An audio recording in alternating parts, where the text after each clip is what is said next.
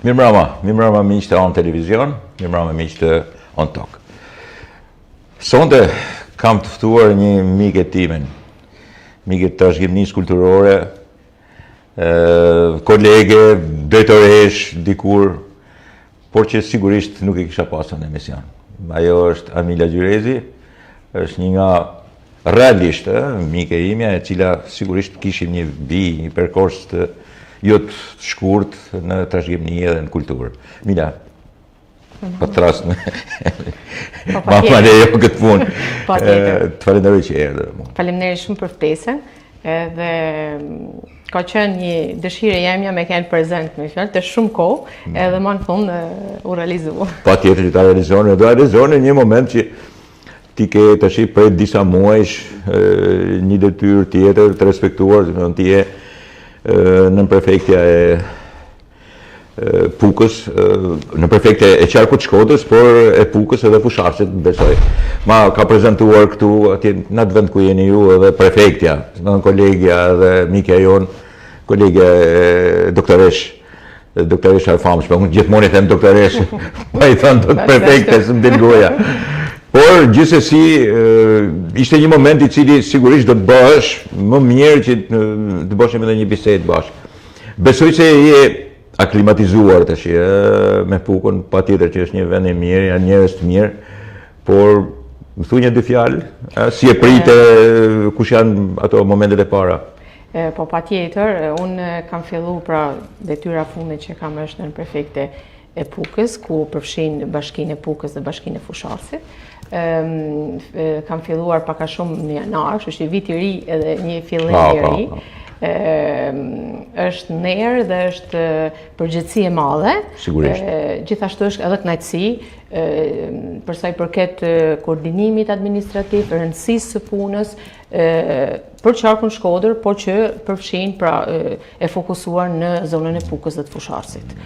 E filloj në janar, ku them drejten kishim ato problemet e emergjencave, ishte akoma dimër, por dua të them që me një angazhim 100% për atë gjithë Komitetit Mbrojtjes Civile, kanë kaluar, pra kanë qenë muaj për Pukën e Fusharësin të qetë, përsa I përket emergjencave, përsa I përket periudhës pra dimrit, ku mund të flitet, nuk mund të flasim për dimrat e një herë një kohë, sepse sigurisht janë zbutur, por mund të themi që puna në terren dhe virtualisht është 24 orë gjithë ditë të vitit. Patjetër, kështu është një vend I tillë, është një vend sa është I bukur, ka dhe vështirësitë e veta. Prandaj është sfidë, po një sfidë e bukur si gjitha sigurisht si gjithë sfidat e tjera. Që sjellin ndryshime në anën pra në anën personale, në anën formative të gjithë ne, që ditën e parë, pra pritja edhe përsa I përket banorëve, pra zyrën unë e kam në Pukë, përsa I përket banorëve të Pukës, për dhe të Fusharësit, kam një farë lidhjet mund të themi me ato zona, sepse prindët e mi kanë qenë mësues të dy dhe njihen në ato zona. Pra në Kabash, Kryzi... Pra nuk po shkon në terren të panjohur të në njofit. Amila, sigurisht që ti vjen nga eksperiencat në punë, në trashëgimni, në kulturë, muze, me që do flasim, dhe të kënë. Pra, vjen nga një moment që jo se nuk e njeh terreni, se sigurisht do ta njohësh terrenin në këto eksperjenca, por eksperiencë të trashëgimisë. Praktikisht në prefektja është pjesa, po themi, e pushtetit qendror, pikërisht në pushtetin vendor, zbatimi I ligjeve, pjesa juridike. More me dyshim të punë ose me një u mendove gjatë, si të thoje po, apo mendove të kishte detyrë dhe ta bëje? Absolutisht. Jam mendoj që përsa I përket pra anës administrative, unë kur kthehem mas shumë viteve në Itali, kthehem dhe filloj punë tek Agjencia për Zhvillim Rajonal.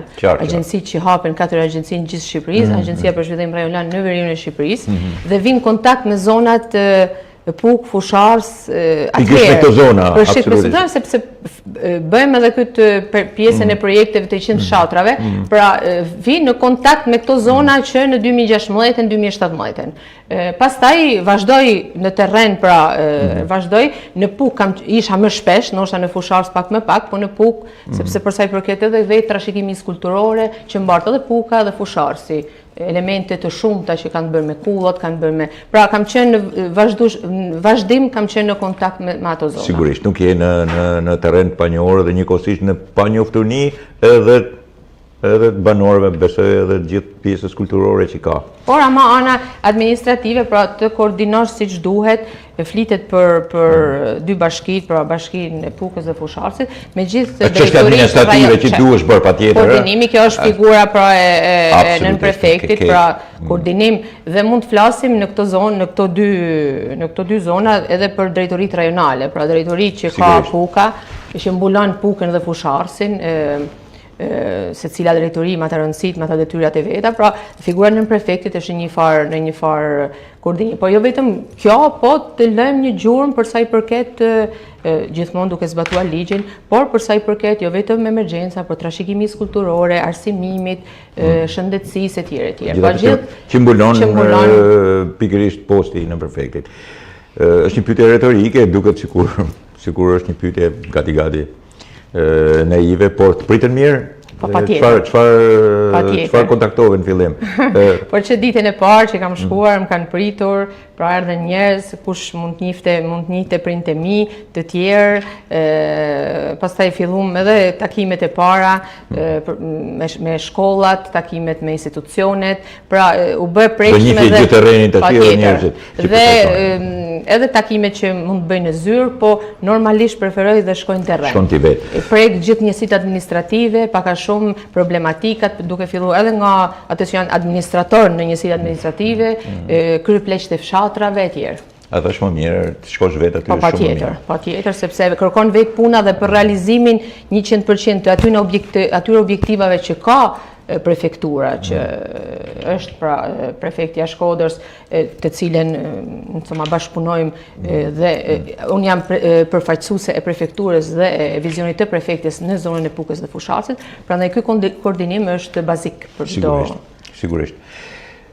Përmende pak përpara Italinë. Tash futemi në një terren, po themi, biografik të tuajin edhe njëkohësisht të shkollimit edhe të vjushmërisë në momentet e, si them tash, ambicjeve që ke pasur, kulturës që ke marrë. Në të vërtetë je një prodhim, po themi, i shkollimi të mirë, një shkollimi për më të shkëlqyeshëm në Itali. Dhe sigurisht je nga ato, po themi, gra njerëz që janë kthyer ke vendi i tyre, masi ke marrë edhe shkollën. Flasim pak për këtë periudhë. Po, patjetër. Atëherë unë iku nga Shkodra mas maturës, 18 vjeç, me nota të shkëlqyera, dhe vendosi të studioj për trashëgimi kulturore, dhe pse ambicet ishin për dek, mund të themi pak nërthojza më të si puna mjekësisë, jo më të rëndësishme, po ndryshe nga fusha e trashëgimisë. Ama rrugëtja trashëgimisë kulturore, përsa i përket trashëgimisë arkitektonike, historike, artistike, ishte një ndër dek që ishte hapur në ato vite, hapet në ato vite. Dhe keni fjalën për vitet? 95. 95-96, aty filloj, dhe hapet në Siena, Universitat degli Studi di Siena, është një nga universitetet, dhe unë vendos të shkoj pra për ruajtje trashëgimisë kulturore, e ardhme do të ishte në për muzej, do të ishte paka shumë të... Edhe pse nga njëherë janë tipologji diplomime që nuk është të thjeshtë dhe më thonë punësimi, sepse lëndë humanistike paka shumë jo gjithmonë me fjalë gjenë impakt me atë kur kryejmë diçka. Bje fjala si që përmene mjekësia. Po, si mjekësia ose inxhinieria. Laureohem, pastaj bëj edhe pas universitarin, gjithmonë në Universitetin e Studimeve Sienas, por për titura kam jetuar në Arezzo. Arezzo është qytet etrus, nëpërmjet Sienes dhe Firences, si Cortona e tjerë, jam qytet me histori etruske të rëndësishme. Aty punoj, kam punuar shumë vite, në lidhje me kulturën, zyret e kulturës, kam dhënë mësim, 17-18 vite, dhe kam në një farë mënyrë jam marrë me projekte të zhvillimit europian me impakt pra përsa i përket artit dhe kulturës. Përkthyese zyrtare, pra jam marrë shumë edhe me anën e projekteve me të rinjtë dhe të rejat, ku duke u bazuar tek zhvillimi i artit në edukimin e të rinjve dhe të rejave. To kanë qenë pak a shumë ato me të cilat kam me fjalë, ajo ka qenë jeta dhe ajo ka qenë pjesa profesionale ime në Itali. Vendosem të kthehem, po jo të qëndroj, pra për motive familjare, dhe qëndroj pastaj rri në Shkodër. Në 2016-2017. Amila, dakord, janë shumë motive. Edhe diçka tjetër, laureohem me një tezë di laurea, me një diplom pra në propagandën e fashizmit në Shqipëri. Kam profesorin tem, me i fjalë profesori, një nga profesorët më të rëndësishëm në Toskana. Ai më shtyn pra në një farë mënyrë nga që akoma lidhjet edhe formimi me ishte për mu shumë i rëndësishëm, dhe laureohem me këtë tezë di laure, vi në Shkodër, marrë dhe shumë material Shkodër Tiranë, me propagandën e periudhës historike të fashizmit në Shqipëri. Pa, je marrë me Albania fashista, se me dhe të asaj kohë. Sigurisht, ashtu si, jo, se këtu din që kemi qenë vetëm komunist, duhet kuptojnë që kemi qenë edhe fashist, dikur, për ato vite që ishin. Interesante kjo, këtë të shi pa marrë për herë parvesh, këtë lloj tezë laure pas ke pas. Interesante, shumë interesante. Kam dëshirë ta përkthej, por akoma të punë që kam pas. Mirë do bëje që ta përkthej dhe ta botoje. U ktheve, dakord, edhe thej që nuk e kisha në mend, u krijohen, kushtet edhe qëndron.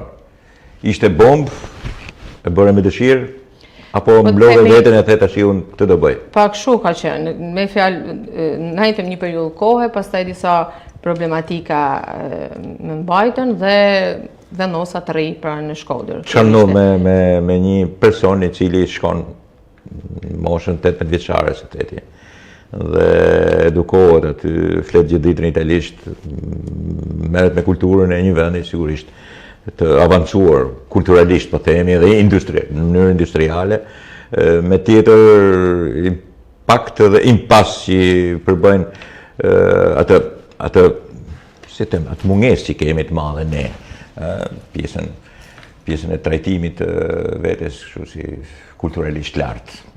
Masë nga njerë dhe jemi edhe nuk e dim, nga njerë trajtojmë edhe më keq se sa duhet, e kam fjalën, çnothe me ty kur me të vërtet do mundoje të rritesh e je rritur një farë mënyrë në një moment italian, dhe tash vjen te momenti jonë i zakonshëm.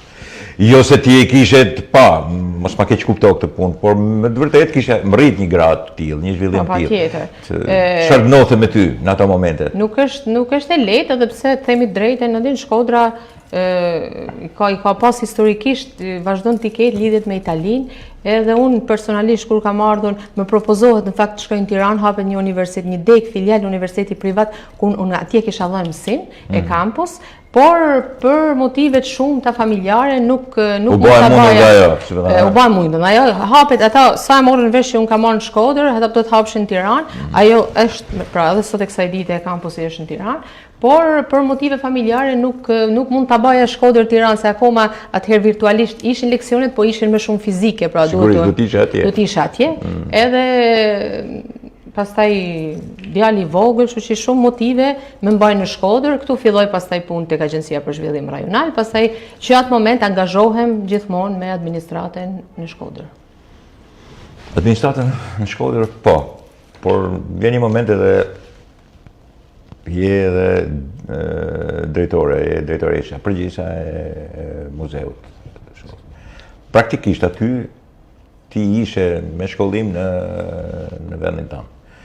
Domethënë, praktikisht për atë kishe mbaruar. Nuk po themi për muzealitetin, por për trashëgiminë kishe mbaruar. Muzeografi, muzeologji kanë qenë tana. Këto janë landet edhe këto janë ato që sigurisht aty ke mësuar. Aty në fakt E bërë me qef, ishte kështu, ajo ishte momenti I parë I gëzimit, ma them. Ma thot menja që do të ishte kështu. Mirë, pastaj ambienti. Sigurisht, patjetër, patjetër. Por mund të themi që fondet muzeale pastaj edhe pse janë ruajtur me një përkushtim të punojësve të marrë me shumë profesionalizëm, me shumë ndershmëri. Aty Shkodra dhe Muzeu Historik I Shkodrës mbar gjithë trashëgiminë e qytetit të Shkodrës. Sigurisht. Kështu që të vish në kontakt me gjithë ato që nga një herë, edhe pse kisha studiuar, por edhe në muzejt pra në Itali që shkonin, bënim vizita studentore, por ama t'i prekja me dorë, ashtu siç I kam prekur, siç ka artefaktet edhe repertet që ka Muzeu Historik I Shkodrës, për mua ishte mjaft e rëndësishme. Sigurisht që ishte rëndësishme edhe njëkohësisht ishte në planet shumëta. Muzeti gjete pjesën e arkeologjisë, muzej gjete etnografinë, muzej gjete pinakotekën, në muzej gjete edhe atë që ishte pjesë e vetë trashëgimisë sonë qytetare, shkodrane të vetë ndërtesës.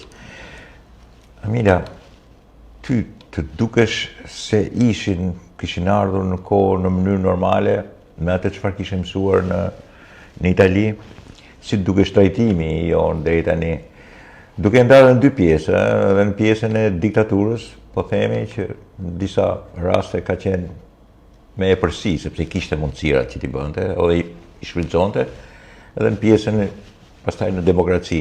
Po si dukesh? Edhe me një lloj deziluzioni, si më thënë që duhesh patjetër, të duk diçka që edhe mund të ishte shumë më mirë se aq. Ne kur kemi kryer shkollën pranë Shqipëri në gjimnaz, akoma lëndë e historisë së artit nuk I kemi Sigurisht. Dhe unë kur vinë Shkodër pastaj në kontakt edhe me gjithë muzej, sepse kishim gjithë grupin e drejtorave të muzejve gjithë Shqipërisë, aty pastaj vin kontakt me Galerinë e Arteve në Galerinë Kombëtare në Tiranë, me arkivin që kishte Galeria Kombëtare e Arteve, që është një mrekulli. Dhe aty është arti I periudhës, edhe veprat e artit të periudhës së diktaturës, që janë me vlerë pafund, kanë vlerë të madhe. Aty njoh pra historinë e artit vendit tim që në një farë mënyrë nuk e kisha njohur. Pastaj artefakte që ka Shkodra, siç e the edhe ti dhe siç ti I njeh se je ekspert dhe I njeh shumë mirë, pjesa etnografisë, pjesa e numizmatikës, pjesa arkivit që është me rëndësi të madhe, pra gjithë dosit e tjerë, biblioteka, pra aty çdo element ka rëndësinë e vet. Dhe them të drejtën, edhe angazhimi ka qenë me ato mundësi, pastaj edhe pse them të drejtën nuk ka qenë lehtë, sepse të marrësh një muzej të tillë, e dim pak a shumë problematikat e banesës, e di problematikat e ambientet e tjerë, por përkushtimi ka qenë 100% bashkë me stafin, me aq sa kemi pas mundësi, pra sa ka qenë në mundësitë tona. Jam munduar t'i nxjerr jashtë, shpesh në ekspozita, dhe pse nga një herë duhet edhe vetë nxjerrja duhet të jetë limituar se për shkak se objektet mund të por pjesa më goditore është pjesa etnografisë. Ajo kërkon për mendimin tim pjesa pikturave, janë piktura me vlerë të madhe, si Monrota, Hidromeno etj. Pastaj pjesa e arkivit, edhe pjesa e arkivit që shpresoj një të ardhmen të digitalizohet, një pjesë është për një pjesë e mirë, pra duhet digitalizuar, dhe pjesa bibliotekës, fondi Arshipipa, me gjithë elemente, me letërkëmbimet, vinë shpesh edhe këtë përmenda përpara, lidhjet që kemi me gjithë vendet, sepse aty është edhe fondi austro-hungarez, fondi italian në një farë mënyrë, pra gjithë letrat e familjet e mëdha. Kjo lidhje që kemi pas me Italinë, edhe nga që unë jam në shtesat edhe italiane, edhe vetë studimet, në një farë mënyrë më ka impresionuar, kishte letërkëmbime ndërmjet Arshipipës dhe Hungaretie Montale për përkthimet e tjera. Pra janë elemente që janë me një rëndësi të veçantë për gjithë historinë, jo vetëm të Shqipërisë, por gjithë të Shkodrës, por gjithë veriut të Shqipërisë. Shpesh kanë ardhur ambasador, kanë ardhur konsuj pra që kanë punuar në ambasadat ndryshme, dhe të them drejtën gjithmonë edhe ambasadorët italian që kanë qenë në vite, drejtorat e Institutit Italian të Kulturës, pra kanë organizuar mjaft aktivitete dhe e kanë parë me një mahni pra të veçantë gjithë këto elemente që ka Muzeu Historik I Shkodrës. Ne na ka takuar të dyve bashkë punojmë në të njëjtit vend. Në 3 vende të njëjtin vend. Në 2 vende prej tyre, si më thënë, je mas me, sigurisht edhe më re. Kemi shumë gjëra të përbashkëta. Pa përbashkëta, sepse në trashëgimi kështu është. Edhe për muzeun sigurisht kam një nostalgji të jashtëzakonshme. Kam marrë arkivin pothuaj të mbyllur, të ruajtur shumë mirë nga Paulin Pero, gjithmonë e përmend. Kur vjen momenti unë e përmend se është një nga njerëzit që ka ruajtur sidomos arkivin. Ai arkiv është varfëruar duke e marrë një pjesë të madhe Tirana, se ka qenë shumë më i madh se sa aq. Po ashtu edhe artefaktet. Por në fundit janë brenda këtij vendi, janë Tiranë, por kanë varfëruar Shkodrën në një farë mënyrë. Ndodh nganjëherë. Edhe në përvendet e vogla, sidomos si Shqipëria, ndodh ky fenomen.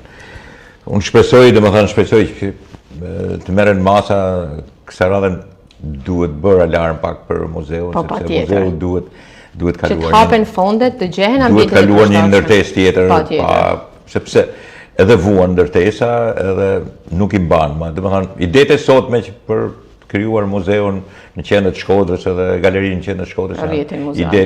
Idetë e kryetarit bashkisë, po që mbështeten shumë edhe prej meje edhe për shumë njerëzve të tjerë, absolutisht, e kam shpresë edhe nga njerëz shumë më lart edhe se kryetar Beci për të na bërë këtë nder, sepse ne e di mirë edhe ti edhe unë që sa vuhet në muzeun e Shkodrës. Edhe ti e ke kaluar mirë aty, ke nostalgji dhe ti, ma mërmene që atë vend e ke kështu, edhe të bën për veti, është e vërtet që për veti edhe çdo gjë që ndodh, se çdo gjë që e ndim vetin të lidhun me. Edhe po më vjen mirë se sigurisht ti ke hapur edhe arkivin, se shpeshherë arkivi nuk shfrytëzohet. Me thënë të drejtën, Amila, po duket sikur tash po bëj intervistë vetun. Në kohën time ka dalë jashtë arkivi, shpeshherë kam bërë shumë ekspozita. E kam përdorur shumë si faqe të parë të muzeut, bashkë me mikun tonë përbashkët Fatmir Juga. Edhe muzeu ishte i tillë, arkivi ishte i tillë në këtë. Po pra, ashtu siç tha ti, mirë është në pjesë të muzeut që është gjitha pasur, janë gjitha fantastike, pa i shumë pasur. Dhe është ka arritur deri në ditët e sotme me një profesionalizëm, sepse ato që e kanë pas në vite kanë ditë me fjalë si ta ruajnë. Kanë ditë si ta ruajnë, është e vërtet. Por muzeu është një pjesë. Pastaj mas muzeut ti ke kaluar drejtoresht në bashki. Në bashki. Ku kjo është një nga sfidat, mund të themi. Kjo bën pjesë ke një typje që mund bëhet, që sfidë e madhe është një moment sa sfidë edhe i vështirë edhe moment profesionalisht me fjalë mjaft i rëndësishëm. Drejtoria kishte bashkë kulturë, arsim dhe sport. Mund të themi që janë 3 nga fushat pra që më të rëndësishme dhe turizmi, por gjithsesi kultura, sporti, arsimi, po ka qenë dhe arsimi, tani nuk është arsimi, është drejtori me vete. Janë fillimet, pra ku ristrukturohet gjithë administrata dhe them të drejtën kanë qenë edhe momente të rëndësishme, pra momente lodhjesh, por edhe momente të një satisfakcion, të një me fjalë kënaqësie të veçantë. Për punën që kemi bërë, për stafin dhe për gjithë grupin që në një farë mënyre kam punuar dhe vazhdo të punoj në Bashkinë Shkodër. Amila, përgjegjëse e muzeut, drejtoresha e muzeut bën pjesë në një farë burokracie, por nuk je burokrate. Drejtoresha e kulturës sigurisht je më burokratik visht shfaqur ose përshfaqur. Por themi kultura, çdo fush ka të rëndësinë e vet për qytetin e Shkodrës, edhe turizmi edhe sporti. Pra Shkodra në një farë mënyrë është qyteti të gjithave. Qartë, Edhe historikisht po vazhdon të jetë edhe do vazhdojë të jetë akoma më shumë. Por them të drejtën kultura ka atë rëndësinë, atë. Shiko, pse mos të themi kështu, e them unë pakot. Me kulturën është pak me njerëzit e kulturës pak e vështirë, sepse sigurisht janë më të llastuar, ju takon. Më selektiv, më elitar, sigurisht, më nazelin, ngaherë edhe nervoz. Ne pikërisht këtë bëjmë, tolerojmë pikërisht për këtë, sepse vjen një moment ato të nderojnë. Sigurisht që janë, aty mund të ketë pak edhe, ne i thashe them, në intrigë të vogël, edhe element tillë sa të duash, por në fund, kur bëhet shfaqja ose kur del pjesa kulturore, ata janë të mobilizuar dhe nxjerrin atë që duhet nxjerrë. Dhe në këtë pikë, sigurisht që duhet edhe t'i tolerojmë, po njëkohësisht edhe t'i trajtojmë mirë. Po ka një problem me ty, ka problem me drejtuesit, se dakord, flasim gjithmonë për atë, po ndërkohë drejtuesi duhet i koordinojë, duhet i lidhë me njëri tjetrin, duhet t'ia ndëgjojë të gjithë hallet. Kush ka qenë momenti më i vështirë në këtë moment, në këtë vend pune, po themi? Ishte me ata poshtë apo me ato lartë? Jo, me asnjëri. Por themi jo, në një farë mënyrë edhe unë aty kam pas stafi shumë i përkushtuar edhe me gjitha pra. Por ideja është që duhet të jesh on top me gjithë shfaqjet, me gjithë çka që bëhet, sepse je në një farë mënyre, sepse siç thënë ti mirë, Shkodra në një farë mënyre është selektive, është elitare, dhe të jesh me shfaqje të rëndësishme, me figura kaq të rëndësishme, sepse këtu çdo ditë për kujt kemi ditë të rëndësishme për gjithë figurat e artit, pikturës të qytetit Shkodrës. Kështu që të jesh në atë pozicion, mendoj është një nga pozicionet më të rëndësishme, por edhe me responsabilitet të madh. E kam qartë. Kulturalisht Shkodra, në atë periudhë kohë që ti je këtu, si të duket në zhvillim, jo për të bërë dallime, Amilja më kupto, midis një politike e cila ka administruar qytetin dje, po themi copë, Partia Demokratike dhe në 2023 e parti, po themi këto tjerët. Nuk e kam fjalën këtu. E kam fjalën në momentet e një zhvillimi, si të them tash, ndryshe, hopi cilësor. Se gjithmonë është bërë kulturë dhe gjithmonë Shkodra e bën, gjithmonë, absolutisht. Do të bëhet kulturë, do të bëhet gjithmonë kulturë. Ama vizioni i ri me bashkinë të 3 vitet e fundit, pra mund të them që është diçka krejt ndryshe, është me një vizion tjetër, me një qasje tjetër, me një modernizëm dhe bashkosi tjetër. Sigurisht. Kjo është fryma edhe vetë kryetarit bashkisë, po mund të themi gjithë stafit që ka ditë pra të çojë përpara gjithë këto ide, gjithë këto objektiva për të ndryshuar, jo se ndryshohet arti apo kultura, përmirësohet, i jepet një qasje dhe sillet në atë që është bashkosia pra në vitet 2024, 5, 6 që jemi tani. Vazhdojmë pjesën kulturore për të bërë edhe atë që gati duket biografi, por nuk është biografi, është pjesë e jetës dhe punës, aktivitetit tonë. Nuk është, mos ta banalizoj me fjalën biografi, nuk është biografi, është aktiviteti jote, është puna jote. Dhe të këja, prap një vend i përbashkët i joni, edhe një vend fantastik i trashëgiminisë, por kësaj radhe jo vendor, po themi, kësaj radhe është në vertikalën e pushtetit qendror, por në vend Shkodër. Edhe aty besoj se ke pas edhe, po themi, edhe kënaqësinë, po edhe vështirësitë e vendit, se ai është vend i vështirë, patjetër që është vend i vështirë. Sepse kalon nga pjesa e drejtorisë pra të bashkisë, në një farë është një pjesë administratës, ama drejtoria rajonale ka tjetër objektiva, tjetër qasje. Mund të them diçka Besi që unë në çdo gjë që kam bërë, pra që kur jam në Shkodër, jam munduar të punoj me ndershmëri, me profesionalizëm, duke ushtruar atë që është profesioni im, si diskutohet në anën pastaj administrative sipas rregullave që çdo përpara bashkia, pastaj drejtoria rajonale ka.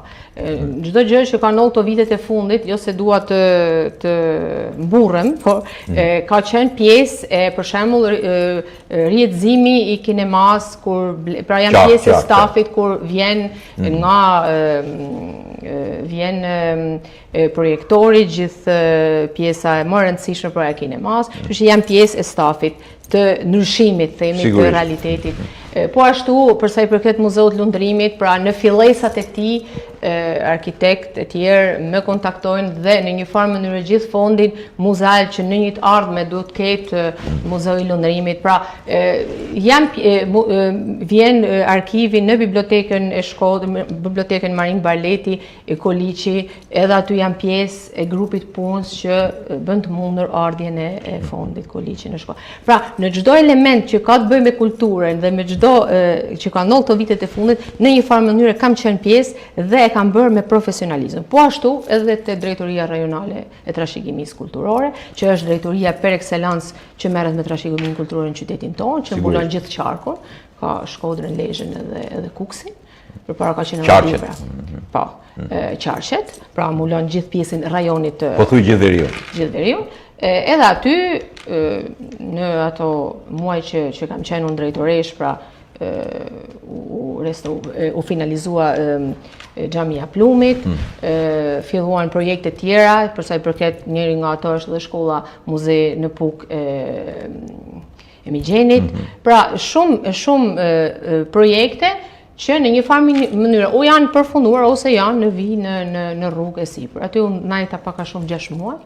Edhe mund të themi që është një nga eksperiencat ma, aty është stafi shumë i përgatitur, një nga eksperiencat ma, ato realisht më të rëndësishme, më të bukurat, unë si drejtori kemi pas gjithmonë me fjalë bashkëpunime, sepse kultura në Shkodër është bashkëpunim ndër institucional. Edhe duhet jetë, pavarësisht pra nuk ka rëndësi se kush e drejton, kështu do të vazhdoj të jetë, dhe mund të them drejten që e njoh si drejtori, ama pastaj në ato 6 muaj pra në një farë mënyre, por mbulon një sipërfaqe mjaft të gjerë dhe pra është një nga punët që për sa i përket trashëgimisë kulturore mund të themi që është pra ambienti që ka të bëj realisht me trashëgimin kulturore të prekshme.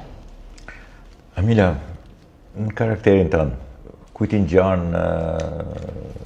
punën e drejtashishme, sepse sigurisht ti vjen nga një shoqëri familjare. I ngjan babs, nanës, ke i kombinim midis njëri tjetrit. Babi që nuk jeton më. Flas për punën, Tjetër. Unë uroj që ti ngjas mamit e babit, po nuk mendojnë, nuk jam aq në nivel të lartë si ato. Babi ka qenë një burr nga i cili ka mësuar shumë, mungon të 3 vite, ndoshta ajo smundja e babit më bani të kthehem edhe të rrinë në Shkodër, por influenca që ka pas dhe vazhdon të ketë, pra me gjitha të, po ashtu përsa i përket edhe mami, Daja, që është një historian, pra se cili ka të themi influencën e ti, ama duhet mësojmë që mund të ngjase, po se cili nga një bën rrugtimin e vetë, ka një rrugtim edhe nuk i dihet se si shkojnë gjërat, por e rëndësishme është, si thash përpara, që me profesionalizëm, me nërshmëri të çojmë përpara ato që janë idetë tona, pavarësisht se ku punojmë ose se çfarë po bëjmë. Shiko, Amila, ne nuk e di sa mund të kemi që po bisedojmë me minuta, por në këto minuta që po tregojnë, të gjithë ata që na kanë dëgjuar, parë kanë zbuluar që aktiviteti jote është i plotë, edhe pse ke ndryshuar vend e pune, ke qenë gjithmonë në top list punës që është vendosur në atë, aty të kanë kërkuar, aty të kanë propozuar, aty ke shkuar, ke bërë punën. Ideja është e tillë, Amila, edhe ke qef ti. Që do të bëje ti? Shiko, po të bëj një parantezë që ti është më e lirshme për të biseduar. Në momentin që shkoj e bëj një vizitë në Gjermani, isha drejtor atëherë i DRKK. Nuk ishte DRTK, si në kohën tonë DRKK. Edhe sigurisht që hapësirë e madhe, e zakonshme. Unë isha brezi që e kishim ndryshuar, kishim bashkuar parqet arkeologjike me monumentet e kulturës, nuk ishin më të ndara. U bënë disa elementë që nuk kisha qefën, për shumë prisha e ateljeve. Ishin prish ka herë ato, por atëherë morën fund fare. Edhe takoj një koleg timi në Gjermani, në Wiesbaden, me anë të kunatit timët, arkitekt, në takoj me të. Dhe më thotë një diçka interesante, shikohet ju pas keni qenë thot si ne, po pas keni ndryshuar. Dhe kuptohet e tha për keq. E thashëm, kështu është. Po shikoja, sa vjeç je, thashmë. Shikoj tha i diçka tillë.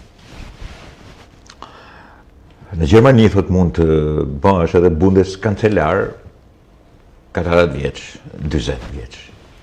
Po s'ke shanse mu bë 40 vjeç drejtor muzeu ose drejtori i trashëgimisë kulturore. Por, gjithmonë kishte një por, se më kuptohet se unë do ta kundërshtoja me një element shumë të thjeshtë. Ne kemi pak trashëgimi, edhe si kemi njerëzit, do t'i vëmë edhe të ri për të bërë nesër të vjetër, e kupton. Por, ajo ishte Gjermania, e kishte njerëzit. Dhe këtë e bëjmë ta, di pse e bëjmë. Sepse duhet të kenë shumë eksperjenca, duhet të kenë kaluar jashtëzakonisht shumë eksperjenca që të bëjnë pikërisht një punë kaq profesionale. Për të ruajtur trashëgiminë, se e konsiderojmë një diçka të shenjtë. Dhe këtu i dash drejt, sigurisht. Pra, të gjitha këto që po më shpjegon tash janë pjesë e eksperiencave. Po ta zëm se ti dham 5 milionë euro, çfarë do të bëje tash? Edhe di thoja, na Amila, ja ku i ke, administroje dhe i përdorësh për trashëgiminë. Do të rivëzoja gjithë muzejt edhe gjithë. Kjo do t'ishte pra një nga, nëse do t'i kisha dhe nëse në një farë mënyrë, gjithë muzejt, shtëpitë muze, kullat, edhe pse janë tani projekte të rëndësishme, si rrjedhimi i kullave etj. Por për sa i do të finalizoja pjesën e liçenit të Shkodrës, për shembull, që është pasaporta më e rëndësishme e qytetit dhe një në farë mënyrë të jetë në një ardhmë të jetë i lundrueshëm, pra ashtu siç ka qenë. Mund të themi do ta vendosësh që është improntë kjo, duhet patjetër. Është brand sigurisht për qytetin e Shkodrës, besojmë të jetë. Është mendim shumë i mirë, shumë special. Dhe shtëpitë muzejt, pra me gjithë artefaktit, shtëpitë muzeje që një farë mënyrë tregojnë historinë, shtëpitë muzej për Shkodrën, kullat për Pukën dhe Fusharsin, të themi pra ato që një farë mënyrë janë tradita e qyteteve tona, ato në një farë mënyrë çdo turist që vjen ato don. Pra vjen në Shkodër, vjen në Pukë, vjen në Fushars, ato që drejt për drejt kanë lidhje me ato që është tradicë. Mund të them edhe diçka tjetër për sa i përket, sepse Shkodrën e njohim dhe ja dim me fjalë pikat e rëndësishme. Gjithashtu për Pukën e Fusharsin që ka mjaft trashëgimi kulturore. Patjetër që ka. Dhe të shkosh pra se shpesh preferohet veriu për sa i përket maleve e tjerë. Në një farë mënyre mali i ofron njeriut atë që një shoqëri moderne bashkohore harron t'i jap. Dhe nuk është thjesht të shkosh fizikisht, sa është të shkosh dhe të mësosh një stil jetese, një stil edukate, jo ndryshe, po në një farë mënyre që i personifikon njerëzit që jetojnë atje. Dhe ky stil jetese që bazohet te tradita, bazohet te masa, bazohet te heshtja dhe në një lidhje të thellë me natyrën. Sigurisht. Kjo është e rëndësishme. Dhe jo e përkufizuat në mënyrë fantastike dhe u futët një temë që cilën kisha në mend që ta bisedonim bashkë.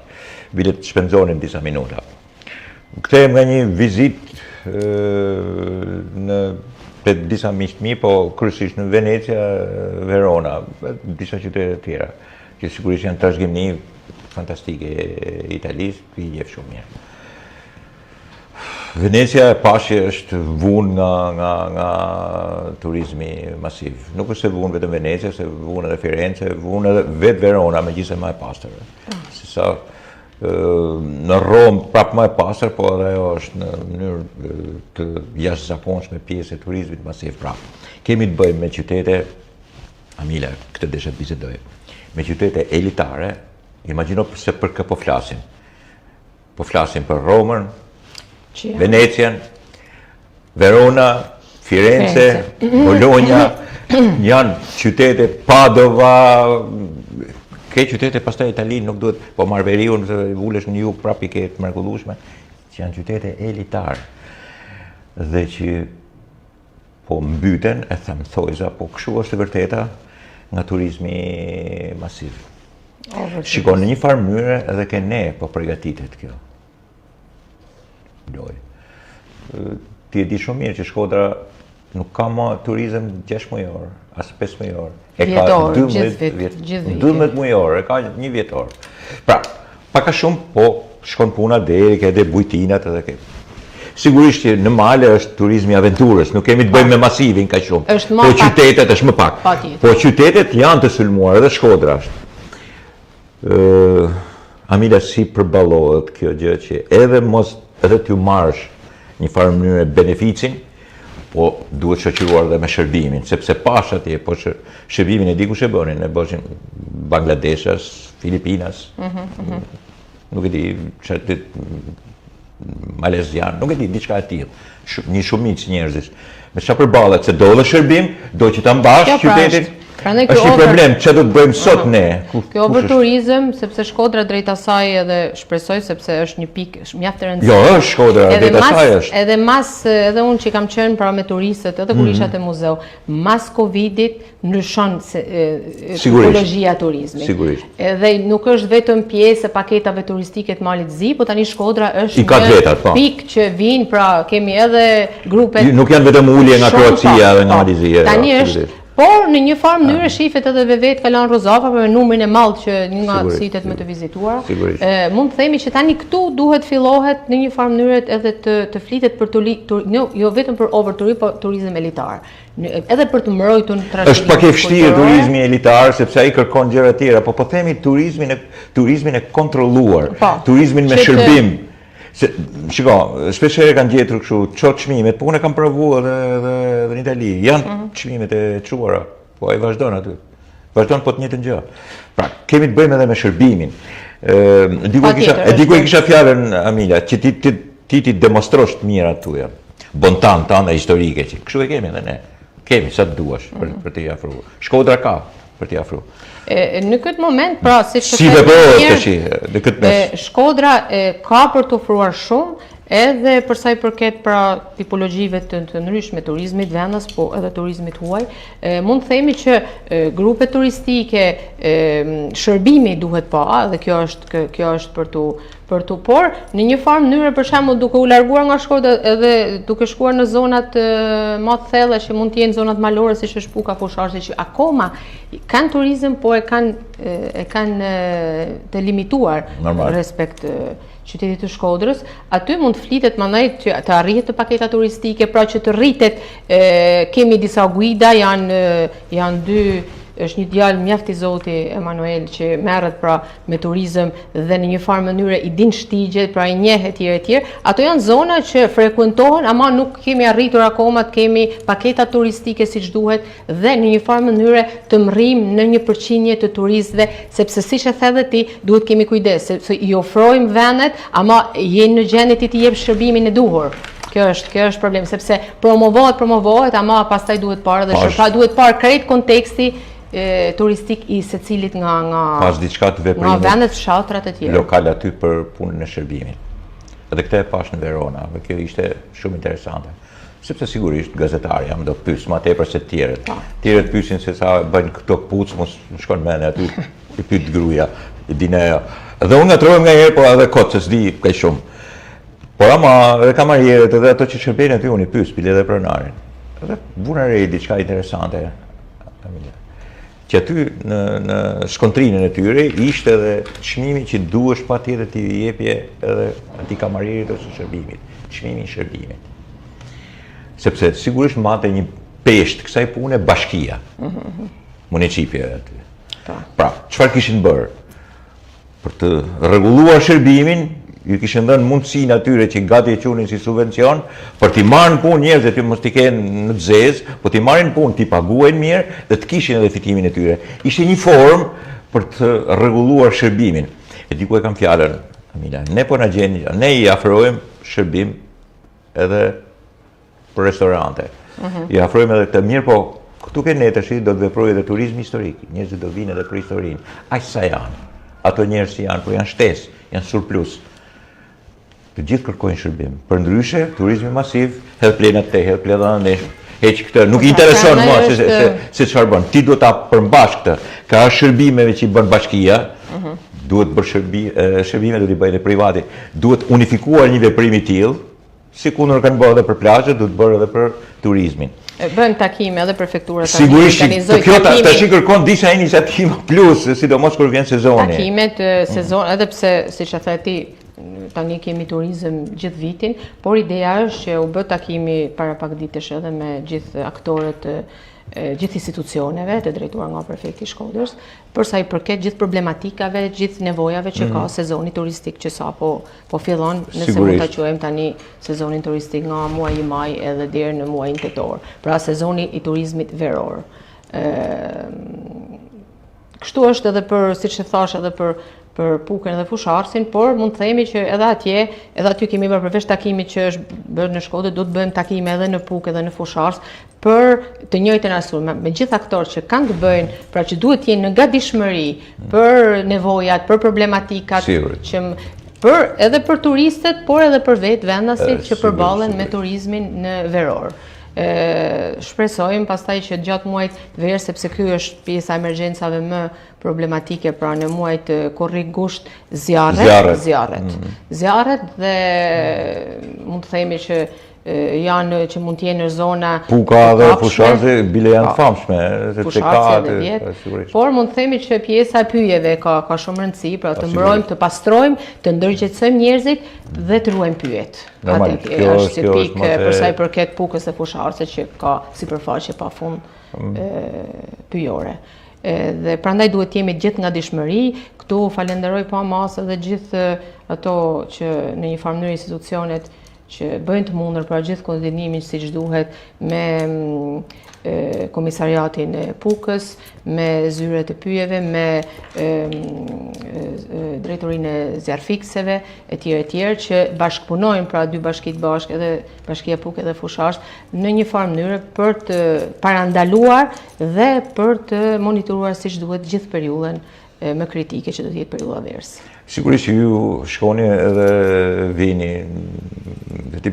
normalisht që jenë në Pukë, ke zyren tënde, por një jetë sociale, jetën tënde, njerëzore, atë që ke edhe në Shkodër edhe atje, sigurisht. Si është Amina midis Shkodrës edhe Pukës? Shiko, më pëlqen se unë shkoj shpesh e para është një qytet i bukur i rregullum shumë mirë, i ndriçuar, i bukur, gjithçka është në vendin e vet. E dyta shkoj ke hani i aty hamë dege. Po janë hapë, ka disa bujtina. Dhe më pëlqen zakonisht shumë. Ti si e kalon në Shkodër, midis Shkodrës edhe Pukës? Më pëlqen edhe të rrinë Shkodër, por tani këto kohë të fundit më pëlqen. Po patjetër, nuk është pjesë ka rëndësinë sepse është pjesa e punës, duke qenë pjesë e punës do të jetë pjesë e jetës sociale, kulturore, sepse gjitha vinë bashkë. Prandaj unë jam në Shkodër, por vazhdoj domethënë nga çdo ditë jam edhe në Pukë dhe në Fushars. Kolegët?